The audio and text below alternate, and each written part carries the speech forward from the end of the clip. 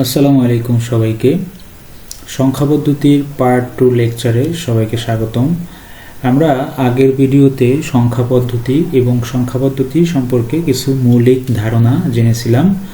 আজকের এই ভিডিওতে আমরা পজিশনাল সংখ্যা পদ্ধতি কি এবং পজিশনাল সংখ্যা পদ্ধতির প্রকারভেদ, বিট, বাইট এবং নিবল সম্পর্কে জানব। তো শুরু করা যাক। প্রথমে আমরা দশমিক সংখ্যা নিয়ে আলোচনা করি। দশমিক সংখ্যা অর্থাৎ যে সংখ্যা পদ্ধতিতে টোটাল 10টি অঙ্ক থাকবে, অর্থাৎ 0 থেকে 9 পর্যন্ত যে সংখ্যা পদ্ধতিতে অঙ্ক থাকে সেটাকে বলা হয় দশমিক সংখ্যা পদ্ধতি। প্রাচীন ভারতে এই পদ্ধতির প্রথম প্রচলন শুরু হয়, এজন্য একে হিন্দু সংখ্যা পদ্ধতিও বলা হয়। তো মূলত আমরা দশমিক সংখ্যা কোথায় ব্যবহার করি? আমাদের দৈনন্দিন জীবনের হিসাব নিকাশ, আমাদের ব্যবসা বাণিজ্য এবং অন্যান্য কাজে আমরা দশমিক সংখ্যাকেই ব্যবহার করে থাকি। তো দশমিক সংখ্যাকে আমরা একটা প্রচলিত সংখ্যা পদ্ধতি বলতে পারি। এরপরে আসো বাইনারি সংখ্যা পদ্ধতি। যে সংখ্যা পদ্ধতিতে 2টি মাত্র অঙ্ক থাকে, 2টি অঙ্ক, যেমন এটার রেঞ্জ হচ্ছে 0 থেকে 2 পর্যন্ত, অর্থাৎ 0 এবং 1 এর সমন্বয়ে যে সংখ্যা পদ্ধতি গঠিত সেটাকে বলা হয় বাইনারি সংখ্যা পদ্ধতি। ঠিক আছে? তো বাইনারি সংখ্যা পদ্ধতিকে কিন্তু অন্য একটা নামেও চেনা যায়, সেটা হচ্ছে দ্বিমিক সংখ্যা। এটা দ্বিমিক কেন বলা হয়? কারণ বাইনারি সংখ্যা পদ্ধতিতে 2টা অঙ্ক থাকে, এই জন্য এটাকে দ্বিমিক সংখ্যা বলা হয়। তো কম্পিউটারের সকল যাবতীয় কাজ কিন্তু এই বাইনারি সংখ্যা পদ্ধতির মাধ্যমেই করা হয়ে থাকে। ওকে, তো এরপরে আমরা দেখব বিট কি। বিট বলতে আসলে যে কোনো সংখ্যা বা বাইনারি সংখ্যা বা যে কোনো সংখ্যার ক্ষুদ্রতম একক, যেমন 0 অথবা 1, এদের প্রত্যেকটাকে এক একটা করে বিট বলা হয়।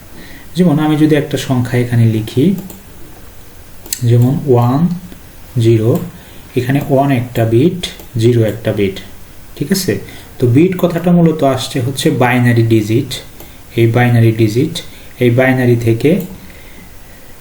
বাইনারি থেকে হচ্ছে বি এবং ডিজিট থেকে হচ্ছে আইটি মিলে মূলত হচ্ছে বিটটা তৈরি করছে। তো এই বিট পরিমাপের একক হলো যে কোনো ডেটা বা মেমোরি পরিমাপের ক্ষুদ্রতম এককই হচ্ছে কি? বিট। ঠিক আছে? আচ্ছা, তো এরপরে বাইট সম্পর্কে আলোচনা করি। বাইট বলতে আসলে কি বোঝায়? মূলত 8টা বিট মিলে এক একটা করে বাইট গঠিত হয়। এই 1 বাইট সমান আবার 1 ক্যারেক্টার, অর্থাৎ 1 ক্যারেক্টার সমান কিন্তু সেই 8 বিট। ওকে, তাহলে 8টা বিট মিলে একটা বাইট গঠন করে। আশা করি বুঝতে পারছো। এরপরে আমরা নিবল সম্পর্কে একটু আলোচনা করি। নিবলটা হচ্ছে 1 বাইটের অর্ধেক। 1 বাইট সমান 8 বিট, তাহলে এর অর্ধেক সমান হচ্ছে 4 বিট, অর্থাৎ 1 নিবল সমান হচ্ছে 4 বিট। 1 বাইট সমান তাহলে হবে 2 নিবল।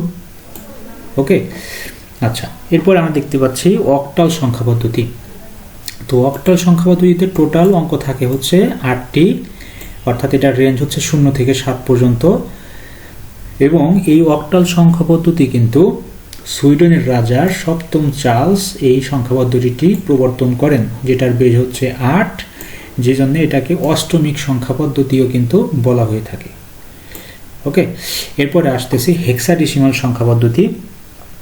যে সংখ্যা পদ্ধতিতে টোটাল 16টি অঙ্ক থাকে, অর্থাৎ 0 থেকে 15 পর্যন্ত, এবং এই সংখ্যাগুলো যখন আমরা লিখব তখন 0 থেকে 9 পর্যন্ত কিন্তু এটা নর্মালি দশমিক সংখ্যায় আমরা যেভাবে ব্যবহার করি ঠিক সেম থাকবে। কিন্তু যখনই সংখ্যাটা হয়ে যাবে 10, তখন 10-এর পরিবর্তে এটাকে লেখা হয় এ, তারপরে বি, 11-এর পরিবর্তে এটাকে লেখা হয় বি, 12-এর পরিবর্তে সি, 13-এর পরিবর্তে ডি, 14-এর পরিবর্তে ই এবং 15-এর পরিবর্তে এটাকে লেখা হয় হচ্ছে এফ। ওকে, তো এটাকে মূলত হেক্সাডেসিমাল সংখ্যা পদ্ধতি বলা হয়। আচ্ছা, তো এখানে একটা ছোট্ট কোশ্চেন আছে। এর পরীক্ষায় অনেক সময় এরকম কোশ্চেন পাওয়া যায়, যেমন এরকম একটা সংখ্যা দিয়ে সংখ্যাটার বেস দিয়ে বলবে সংখ্যাটিকে কেন পজিশনাল সংখ্যা পদ্ধতি বলা হয়। তো এই সংখ্যাটিকে পজিশনাল সংখ্যা পদ্ধতি বলার অন্যতম কারণ হচ্ছে এটার একটা স্থানীয় মান আছে, অর্থাৎ বেস বা ভিত্তি আছে, হ্যাঁ, তো মূলত বেস বা ভিত্তি থাকলে সেই সংখ্যাটাকে পজিশনাল সংখ্যা বলা হয়। যেমন এই যে এখানে 11 আমরা দেখতে পাচ্ছি, এখানে বেস 10 আছে, তার মানে এটা একটা দশমিক সংখ্যা। তো এই জন্য এটাকে মূলত পজিশনাল সংখ্যা পদ্ধতি বলা হয়। তো এই ধরনের কোশ্চেন আমরা ফেস করব পরীক্ষার সময় খ নাম্বারে। তো আজকের ভিডিওটা এই পর্যন্তই। আশা করি তোমরা ভিডিওটি বুঝতে পারছো। নেক্সট ক্লাসে আমরা বাইনারি সংখ্যার রূপান্তর নিয়ে আলোচনা করব।